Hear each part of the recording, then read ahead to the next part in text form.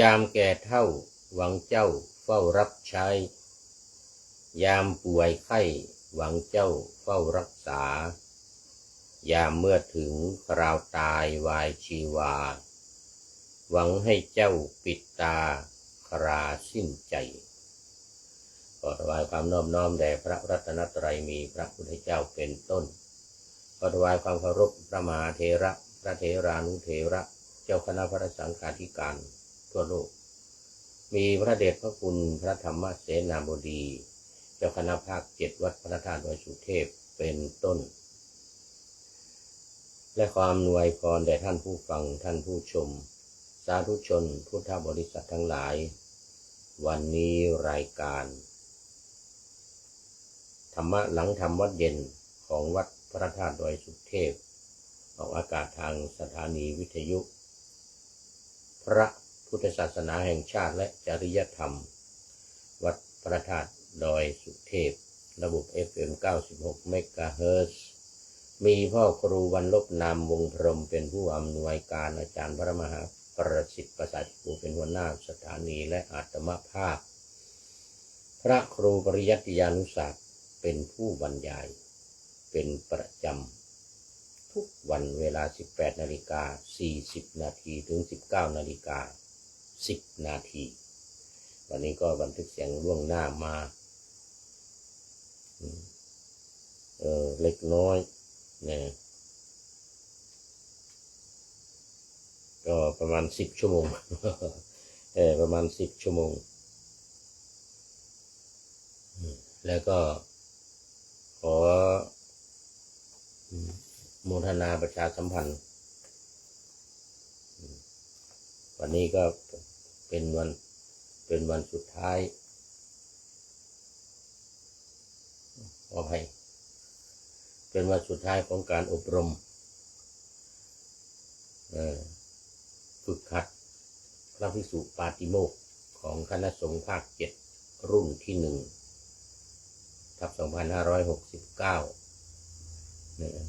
ตั้งแต่วันที่24 กุมภาพันธ์มาจนถึง23 กุมภาพันธ์ในวันนี้ก็จะครบ2 เดือนในวันพรุ่งนี้ซึ่งก็จะเป็นวันมอบประกาศนียบัตรสำหรับผู้ที่สอบผ่านการท่องปาติโมกข์นะตามกฎของโครงการก็คือ55 นาที ไม่เกิน55 นาทีถ้ารูปไหนสวดเกิน55 นาทีก็ไม่ผ่านงานนี้ไม่ผ่าน56ก็ไม่ผ่านว่างั้นนะเด็ดขาดเลย55 วันนี้วันสุดท้ายก็สอบกันใหญ่เลยวันนี้เป็นวันสุดท้ายแล้ววันพรุ่งนี้ก็รับใบประกาศเมื่อกี้นี้ FC ตัวจริงท่านสุริยันสันตจิตโตก็ฝากประชาสัมพันธ์มาว่าวันพรุ่งนี้วันที่24เนี่ยเราจะได้คณะสงฆ์วัดพระธาตุดอยสุเทพร่วมกับคณะสงฆ์จังหวัดเชียงใหม่เลยนะหลวงพ่อก็ในนามของเจ้าอาวาสวัดพระธาตุดอยสุเทพเป็นเจ้าคณะภาค7นะแต่ไม่มันก็ในนามของภาค7นะเพราะว่างานมอบประกาศนียบัตรสำหรับผู้ที่สวดผ่านนี่มันเป็นโครงการของคณะสงฆ์ภาค7ก็ทั้งเชียงใหม่ลำพูนและแม่ฮ่องสอนแต่ว่าคณะสงฆ์จังหวัดเชียงใหม่จะได้ร่วมกันสวดวันพรุ่งนี้นะร่วมกันสวดสืบชะตาหลวงถวายแด่ท่านเจ้าประคุณสมเด็จพระมหาธีราจารย์เจ้าคณะใหญ่หนเหนือซึ่งจะขึ้นมามอบประกาศนียบัตรแก่พระภิกษุปาติโมกข์ในวันพรุ่งนี้คณะสงฆ์จังหวัดเชียงใหม่หลวงพ่อเจ้าคณะภาค7 อาจจะเป็นทั้งภาค7ก็ได้นะมารวมกันวันพรุ่งนี้เพราะว่าโครงการของคณะสงฆ์ภาค7แต่คณะสงฆ์จังหวัดเชียงใหม่หลวงพ่อเจ้าคณะจังหวัดรองจังหวัดพระเทพมังคลาจารย์รองจังหวัดอีก4 รูปมีพระเดชพระคุณท่านเจ้าคุณพระเทพสิงหวราจารย์พระราชลืมไปวัดสวนดอกรองเจ้าคณะจังหวัดเชียงใหม่นะรูปที่2รูปที่3พระวิมลมุนีวัดศรีโสดารูปที่4พระสุวรรณเมธีวัดพระธาตุศรีจอมทองเนี่ยแล้วก็เจ้าคณะอำเภอเจ้าคณะตำบลเจ้าคณะวาดทั้งหมดในจังหวัดเชียงใหม่จะได้รวมกันมาสวดเหมือนกับที่เราไปสวดกรุงเทพไปนะไปวัดปากน้ำสมัยไปสวดวัดปากน้ำนะทุกรูปที่ไปนะสวดหมดเจริญพุทธมนต์เป็นการสืบชะตาหลวงถวายแก่ท่านเจ้าคุณสมเด็จพระมหาธีราจารย์เจ้าคณะใหญ่หัวเหนือวัดพระเชตุพนวิมลมังคลารามพระอารามหลวงชั้นเอกอุหรือวัดโพเรียกว่ากันสั้นๆวัดโพมีสมัยก่อนนี้ก็มีคำว่าโพธาตุเตียนด้วยมีท่าน้ำเจ้าพระยาเนี่ยเขาเรียกธาตุเตียนถ้าใครจะไปวัดโพต้องไปลงที่ธาตุเตียนจากวัดโพไปที่อื่นก็ไปลงที่ธาตุเตียนแล้วก็นั่งเรือไปเรือด่วนเจ้าพระยาสมัยก่อนผู้นี้ก็นั่งประจำนู่นเนี่ยจากถนนตกนู่นเนี่ยจานาวามาเรียนวัดมหาธาตุแต่ตอนเช้านี่มาลงที่ท่าพระอาทิตย์ก่อนเรียนบาลีก่อนที่วัดชนะสงครามมาตอนเช้านี่นะมาลงท่าพระอาทิตย์แต่ขากลับนี่กลับท่าพระจันทร์ท่าเตียนนี้ไม่ค่อยมาลงหรอกเพราะมันไกลลงท่าพระจันทร์ก็กลับไปวัดดอนยานนาวาสมัยนั้นอยู่วัดดอนมาลงมานั่งเรือที่วัดท่าวัดยานนาวาท่าเรือเนี่ยท่าเรือนะจากยานนาวามาก็มาลงท่าพระอาทิตย์ขากลับทางท่าพระจันทร์เพราะว่าตอนเช้าเรียนบาลีเรียนบาลีที่วัดชนะสงครามแต่ตอนบ่ายก็มาเรียนวัดมหาธาตุเรียนวัดมหาธาตุนี่ก็เดี๋ยวสมัยนั้นไปอยู่กรุงเทพใหม่ๆตอนบ่ายไปมันไม่เรียนมหาธาตุตอนบ่ายไปเรียนวัดสะเกษตอนนั้นยังเรียนบาลีอบรมอยู่วัดสะเกษตอนเช้านี่เรียนบาลีวัดชนะสงครามชั้นเพลด้วยชั้นเพลวัดชนะสงครามแต่แล้วตอนสอบจริงๆเวลาไม่พอไม่ครบเวลาเขาก็ไม่ให้สอบไปลงสอบที่วัดสามพระยาสอบในนามวัดสามพระยาตอนนั้นท่านเจ้าคุณสมเด็จยังอยู่สมเด็จวัดสามพระยาเนี่ยสมเด็จฟื้นชุตินทโลตอนนี้ขอต้อนรับคุณโยมจิรภาขันธปราบจากกรุงเทพมหานครนี่นานแล้วไม่เข้ามานี่ เป็นท่านแรกในวันนี้ขึ้นมาสะเกาดำหัวเชียงใหม่ก่อนเนี่ยปีนี้น่าจะไม่ได้ขึ้นมาปีใหม่ที่ผ่านมาโมทนากับโยมจิรภาขันธปราบจากกรุงเทพมหานครคนเชียงใหม่เรานี่แหละอยู่ที่หนองหอยนี่แหละตำบลหนองหอยนี่แต่ว่าอยู่กรุงเทพนานแล้วทำงานกรุงเทพเกษียณเรียบร้อยแล้วก็ยังอยู่กรุงเทพโมทนาเป็นอย่างยิ่งวันนี้เป็นท่านแรกเข้ามาในรายการเลยทีเดียวยังกำลัง กำลังโฆษณาประชาสัมพันธ์ ยังไม่ได้เข้าเนื้อหาสาระของธรรมะในวันนี้เอาละทีนี้มาเข้าสาระของธรรมะกันดีกว่าเดี๋ยวมันจะหมดเวลาแล้วเนี่ยเดี๋ยวจะหมดเวลาเริ่มมากี่โมงเนี่ยโอ้นี่จะหมดเวลาแล้วจะหมดเวลาโอ้มัวพูดอะไรเรื่อยเปื่อยไปเมื่อกี้นี้นะมาธรรมะในรายการวันนี้ถึงที่ไหนยังไงโอ้ยังอยู่ในหัวข้อเดิมลักษณะของการอยู่อย่างมีตัณหาเป็นเพื่อนว่ามาถึงนี่ตอนสุดท้ายแล้ววันนี้ซึ่งมาในสลายตนะวรรคสังยุตตนิกายพระสุตตันตปิฎกเล่มที่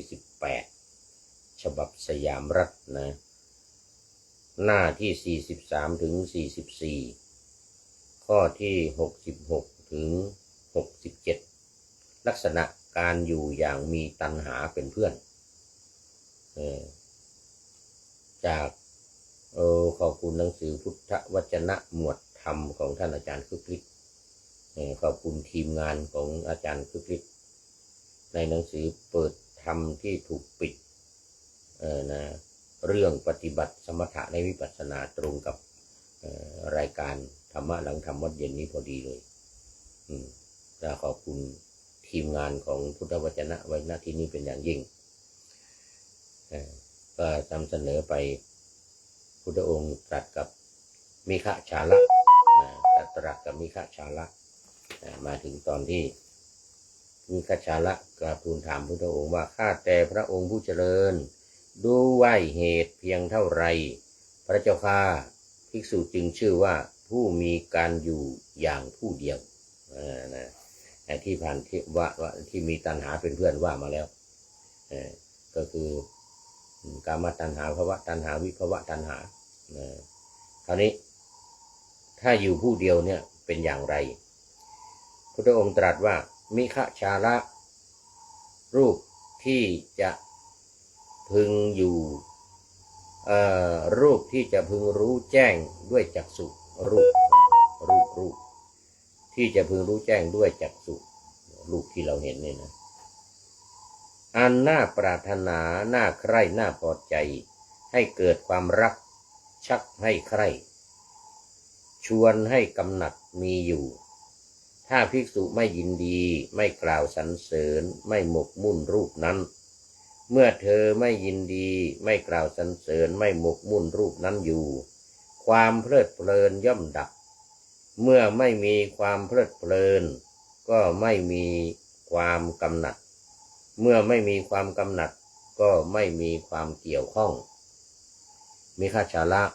ภิกษุผู้ไม่ประกอบด้วยความเพลิดเพลินและความเกี่ยวข้องเราเรียกว่าผู้มีการอยู่อย่างผู้เดียวอันนี้ก็รูปเวทนาสัญญาสังขารวิญญาณก็เหมือนเดียวกันเพราะว่าพูดถึงขันธ์ห้านี่เองก็คือในกรณีแห่งเสียงเดี๋ยวขออภัยกามคุณเสียงทั้งหลายอันจะพึงได้ยินด้วยหูกลิ่นทั้งหลายอันจะพึงดมด้วยจมูกรสทั้งหลายอันจะพึงลิ้มด้วยลิ้นโผฏฐัพพะทั้งหลายอันจะพึงสัมผัสด้วยผิวกายและธรรมทั้งหลายอันจะพึงรู้แจ้งด้วยใจก็ทรงตรัสอย่างเดียวกันก็คืออย่างนี้แหละรูปทั้งหลายที่พึงรู้แจ้งด้วยจักษุเสียงทั้งหลายที่พึงรู้แจ้งด้วยหูกลิ่นทั้งหลายที่พึงรู้แจ้งด้วยจมูกรสทั้งหลายที่พึงรู้แจ้งด้วยลิ้นโผฏฐัพพะทั้งหลายที่พึงรู้แจ้งด้วยกายอันน่าปรารถนาน่าใคร่น่าพอใจให้เกิดความรักชักให้ใคร่ชวนให้กำหนัดมีอยู่ถ้าภิกษุไม่ยินดีไม่กล่าวสรรเสริญไม่หมกมุ่นใน เสียงกลิ่นรสและสัมผัสนั้นเมื่อเธอไม่ยินดีไม่กล่าวสรรเสริญไม่หมกมุ่นในเสียงกลิ่นรสและสัมผัสนั้นอยู่ความเพลิดเพลินย่อมดับเมื่อไม่มีความเพลิดเพลินก็ไม่มีความกำหนัดเมื่อไม่มีความกำหนัดก็ไม่มีความเกี่ยวข้องมิคชาละภิกษุผู้ไม่ประกอบด้วยความเพลิดเพลินและความเกี่ยวข้องเราเรียกว่าผู้มีการอยู่อย่างผู้เดียวนะมิคชาละภิกษุผู้มีปกติอยู่ด้วยอาการอย่างนี้แม้จะอยู่ปะปนกับภิกษุณีอุบาสกอุบาสิกาพระราชามหาอมาตย์ของพระราชาเดียรถีสาวกของเดียรถีในที่สุดบ้านก็จริงในที่สุดบ้านก็จริงคือในหมู่บ้านนะถึงอย่างนั้นก็ยังเรียกว่าผู้มีการอยู่อย่างผู้เดียวเพราะว่าไม่ยึดติดไม่ยึดข้องไม่ประกอบไม่มีความเพลิดเพลินไม่มีความยินดีไม่เกี่ยวข้องกับกามคุณทั้งห้าอย่างนั้นคือรูปเสียงกลิ่นรสและโผฏฐัพพะเนี่ยเราก็เรียกว่าเป็นผู้อยู่ผู้เดียวแม้จะอยู่ร่วมกันหลายคนที่กล่าวมาเนี่ยภิกษุณีอุบาสกอุบาสิกาทั้งหลายอยู่รวมกันหลายๆคนก็ตามแต่เป็นผู้ที่ไม่ยึดติดผู้ที่ไม่เกี่ยวข้องผู้ที่ไม่มีความเพลิดเพลินไม่ยินดีในกามคุณทั้งห้าเรียกว่าผู้อยู่ผู้เดียวมิคชาละเราเรียกผู้มีปกติอยู่ด้วยอาการอย่างนี้ว่ามีปกติอยู่ผู้เดียวข้อนั้นเพราะเหตุไรเพราะตัณหาซึ่งเป็นเพื่อนสองเธอละได้แล้ว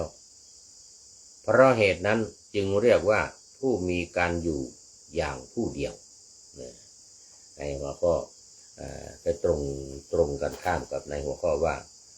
ลักษณะของการอยู่อย่างมีตัณหาเป็นเพื่อนเขาเรียกว่าอยู่สองคือตัวเองด้วยแล้วก็ตัณหาด้วยเขาเรียกว่าอยู่สองมีตัณหาเป็นเพื่อนวันนี้ก็จบพอดีนะในเรื่องของการอยู่อย่างมีตัณหาเป็นเพื่อนวันนี้ก็วันนี้คุณโยมจิระพาขันธปราบนะก็เป็นท่านสุดท้ายเข้ามาในรายการวันนี้โมทนาเป็นอย่างยิ่ง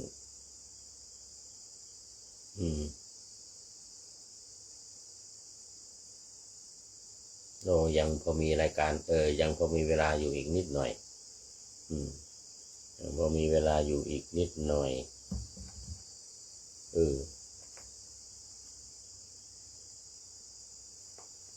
มาต่ออีกนิดหนึ่งดีกว่าวันนี้มันความจริงเรื่องมันจะต้องจบเมื่อวานความจริงมันจะต้องขึ้นต่อวันนี้ในหัวข้อว่าท่อนไม้ที่ลอยออกไปได้ถึงทะเลนี่ท่อนไม้ที่ลอยออกไปได้ถึงทะเลตัวนี้ก็มาในสลายตนวรรคเหมือนกันสังยุตตนิกายปรสุตตันตปิฎกเล่มที่18เหมือนกันเหมือนกันสังยุตตนิกายนี่มีอยู่5เล่มก็คือเล่มตั้งแต่เริ่มตั้งแต่เล่มที่15ถึง19นะ15ถึง19 5เล่มแต่นี่เป็นเล่มที่18หน้าที่223ถึง224ข้อที่326ถึง327อันนี้ก็มาดูเนื้อความดูจะทันอยู่เพราะว่ามันมีน้อยเดียวสมัยหนึ่งพระผู้มีพระภาคประทับอยู่ที่ฝั่งแม่น้ำคงคาแห่งหนึ่งพระผู้มีพระภาคได้ทอดพระเนตรเห็นท่อนไม้ใหญ่ท่อนหนึ่งอันกระแสน้ำพัดลอยมาริมฝั่งแม่น้ำคงคาแล้วตรัสถามภิกษุทั้งหลายว่าภิกษุทั้งหลายท่านทั้งหลายเห็นหรือไม่ท่อนไม้ใหญ่นู้นอันกระแสน้ำพัดลอยมาในแม่น้ำคงคาภิกษุทั้งหลายกราบทูลว่า เห็นพระพุทธเจ้าข้า ภิกษุทั้งหลายถ้าท่อนไม้จะไม่เข้ามาใกล้ฝั่งนี้หรือฝั่งโน้นจักไม่จมเสียในท่ามกลางจักไม่เกยบกไม่ถูกมนุษย์หรืออมนุษย์จับเอาไว้ไม่ถูกน้ำวนไว้วนไปวนมาอยู่ที่เดิมนะจักไม่เน่าในภายในภิกษุทั้งหลายด้วยประการดังกล่าวมานี้แลท่อนไม้นั้นจักลอยไหลเลื่อนไปสู่มหาสมุทรได้ข้อนั้นเพราะเหตุไรเพราะเหตุว่ากระแสน้ำแห่งแม่น้ำคงคาลุ่ม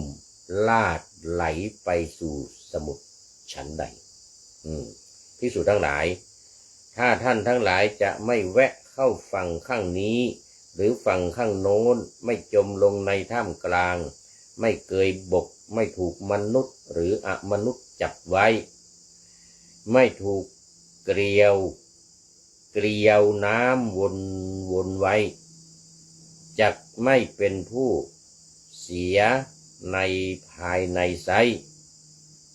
ด้วยประการดังกล่าวมานี้ท่านทั้งหลายจักน้อมเอียงโอนไปสู่นิพพานข้อนั้นเพราะเหตุไรเพราะเหตุว่าสัมมาทิฏฐิย่อมน้อมเอียงโอนไปสู่นิพพานก็ฉันนั้นเหมือนกันนี่เมื่อพระผู้มีพระภาคตรัสอย่างดังนี้แล้วภิกษุรูปหนึ่งได้ทูลถามพระผู้มีพระภาคว่าข้าแต่พระองค์ผู้เจริญฝั่งนี้ได้แก่อะไรฝั่งโน้นได้แก่อะไรความจมลงในท่ามกลางได้แก่อะไรการเกยบกได้แก่อะไรถูกมนุษย์จับไว้คืออะไรถูกอมนุษย์จับไว้คืออะไรเกลียวน้ำวนไว้คืออะไรความเป็นของเน่าในภายในคืออะไรโอ้พระพุทธเจ้าหมกเม็ดธรรมะกิเลสไว้หลายอย่าง พระองค์ตรัสว่าภิกษุคำว่าฝั่งนี้เป็นชื่อแห่งอายตนะภายในหกคือตาหูจมูกลิ้นกายใจนะเรียกว่าฝั่งนี้คำว่าฝั่งโน้นเป็นชื่อแห่งอายตนะภายนอกหกโอ้ตารูปเสียงกลิ่นรสโผฏฐัพพะและธรรมารมณ์คำว่าจมในท่ามกลางเป็นชื่อแห่งนันทิราคะนี่คือความเพลิดเพลินในคือความชอบใจเพลิดเพลินในความเพลิดเพลินในราคะคือความใคร่ความกำหนัดคำว่าเกยบกเป็นชื่อแห่งอัศมิมานะคือความถือตัวคำว่าถูกมนุษย์จับไว้ได้แก่ภิกษุในกรณีนี้เป็นผู้คลุกคลีเพลิดเพลินโศกเศร้าอยู่กับพวกคฤหัสถ์เมื่อเขาสุขก็สุขด้วยเมื่อเขาทุกข์ก็ทุกข์ด้วยย่อมถึงการประกอบตนในกิจการอันบังเกิดขึ้นแล้วเขาอันเกิดขึ้นของเขาภิกษุนี้เรียกว่าถูกมนุษย์จับไว้นี่คือไปคลุกคลีไปอยู่กับคนบ้านทายาทโยมมาอยู่โน่นเขาสุขก็สุขกับเขาเขาทุกข์ก็ทุกข์กับเขาทำอะไรก็ทำกับเขาไปคำว่าถูกอมนุษย์จับไว้ได้แก่ภิกษุบางรูปในกรณีนี้ย่อมประพฤติพรหมจรรย์ปรารถนาเป็นเทพนิกายหมู่ใดหมู่หนึ่งด้วยศีลด้วยวัดด้วยตบะหรือด้วยพรหมจรรย์นี้เราจะได้เป็นเทวดาหรือเราเทพเจ้าองค์ใดองค์หนึ่งอย่างนี้นะภิกษุนี้เรียกว่าถูกอมนุษย์จับไว้นะภิกษุคำว่าเกลียวน้ำวนไว้เป็นชื่อแห่งกามคุณห้าก็คือรูปเสียงกลิ่นรสโผฏฐัพพะกามคุณห้านี้เองภิกษุความเป็นของเน่าในภายในเป็นไฉนภิกษุบางรูปในธรรมวินัยนี้เป็นผู้ทุศีลมีธรรมอันลามกไม่สะอาดมีความประพฤติน่ารังเกียจมีการงานปกปิดไว้ไม่เป็นสมณะก็ปฏิญญาณว่าเป็นสมณะไม่เป็นพรหมจารีก็ปฏิญญาณว่าเป็นพรหมจารีคือเป็นผู้บริสุทธิ์ เป็นผู้เน่าในภายในคือมีใจชุ่มด้วยกามเป็นดุจขยะมูลฝอยภิกษุนี้เรียกว่าความเป็นผู้เน่าในภายในนะโอ้วันนี้ก็จบอีกหนึ่งสูตรโอ้จบอีกหนึ่งสูตรเดี๋ยวดูเวลาก่อนนี่เห็นไหมยังมีโอ้หมดเวลาพอดีได้อีกหนึ่งสูตรหมดเวลาพอดีอ้าวโมทนาเป็นอย่างยิ่งวันนี้สำหรับรายการที่นำเสนอมาได้2 สูตรวันนี้เนี่ยเน่าในเน่าภายในเอาละตอนนี้ก็มาสู่ท้ายรายการคือเป็นข้อคิดวันนี้ได้จากผู้ใดหนอแลแล้วดูก่อนโอ้ท่านนายพลของเรานี่เองท่านนายพลนเรศจิตรักนี่ก็พูดถึงพ่อกับแม่วันนี้ท่านนายพลเอาเรื่องของอาจารย์ดร.ระวีภาวิไลได้กล่าวเป็นห่วงเป็นใยกับลูกกับหลานมีท่านอาจารย์ภาสกรเนี่ยภาสกรภูริวัฒโนวัดฝายหินเนี่ยที่มรณภาพไปแล้วเนี่ยที่มาเป็นผู้อำนวยการธรรมสถานเนี่ยเมื่อวานนี้ก็แต่งตั้งท่านพระครูใบดีกาสมัครญาณสีโลเป็นผู้อำนวยการอำนวยการธรรมสถานวันนี้ตอนนี้เมื่อวานนี้แต่งตั้งวันซืนนะอาจารย์ดร.ระวีภาวิไลนี่ก็ได้เขียนเป็นห่วงเป็นใยกับลูกกับหลานขอโทษขอคุยว่าโอ้พ่อแม่ได้เลี้ยงลูกเลี้ยงหลานมาเนี่ยเท่าแก่มานี่ก็เท่าชะแลแก่ชราก็อาจจะพูดพลั้งเผลอผิดพลาดไปมากบ้างพูดซ้ำๆซากๆเรื่องต่างๆลืมโน่นลืมนี่เหมือนผู้พูดนี่เมื่อวานนี้เอาเงินไปลืม 5,100 บาทเอาออกวางแล้วก็นับเงินเหรียญมันหนักว่างั้นนะเงินเหรียญมันหนักกระเป๋าก็เลยเอาเงินเอาออกวางไว้5,100ที่ตลาดต้นพยอมหมดเสร็จแล้วก็เอากุญแจวางไว้เสร็จแล้วก็นับเงินให้เจ้าของร้านไอ้ที่ค่าทำ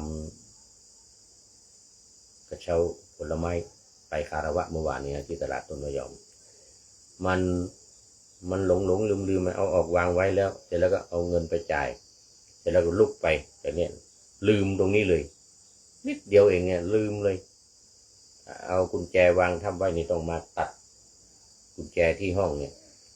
เมื่อวานเนี่ยเมื่อตอนกลางคืนกลับมาถึงเนี่ยไป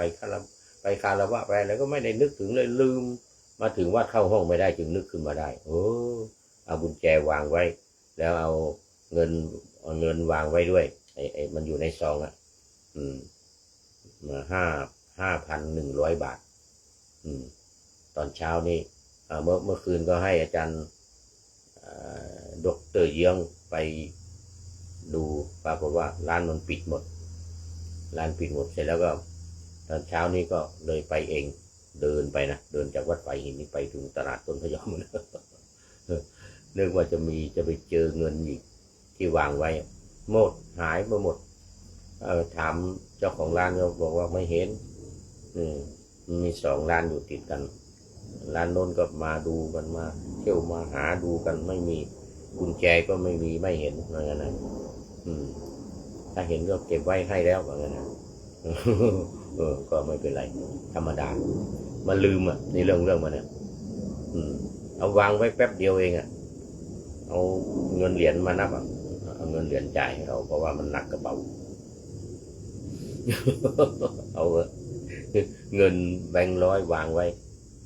5,100 บาทอยู่ในซอง